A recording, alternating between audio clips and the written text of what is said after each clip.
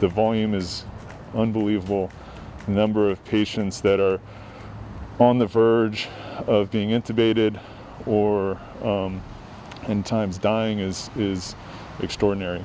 I really don't know in the end if we'll ever know how many people in this area have died because of inability to get care. Today, the Idaho Department of Health and Welfare announced all but one health district in the state would be moving out of crisis standards of care. That district is the Panhandle Health District, which covers Idaho's 5 northern counties. Our own Ian Smay listened to that press conference this afternoon and is joining us now live in the newsroom with more. Ian. Cody, that announcement came just a little more than 2 months after the whole state was placed under crisis standards of care in September. While North Idaho still hasn't been moved out of those operating standards like the rest of the state, health leaders are cautiously optimistic.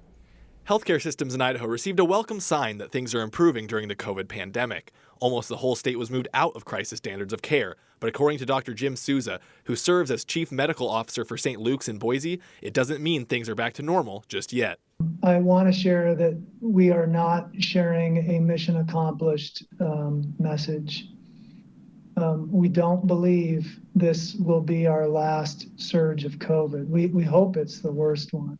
But it wasn't all good news for North Idaho. The Panhandle Health District, which covers Idaho's 5 northern counties, is now the only district in the state remaining in crisis standards of care. According to Idaho Department of Health and Welfare Director Dave Jepson, it depends on what numbers hospitals in the area continue to see. It'll depend on the conditions on the ground and what's actually happening there, particularly with the main health system there of Kootenai Health.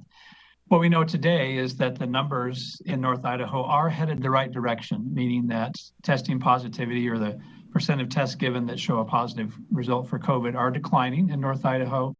Dr. Christine Hahn, who serves as a state epidemiologist with the Department of Health and Welfare, says the numbers around the Panhandle aren't all trending in the same direction. She says while numbers are high in Bonner County, the positivity rate has dropped greatly in Kootenai County. The current trends are a sign of cautious hope for health leaders.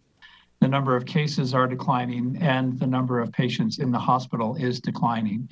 So if that trend continues, I would expect sometime in the near future that whatever that may be, we'll reach a point where the demand for healthcare resources is below the supply of healthcare resources, and we can move out of crisis standards of care.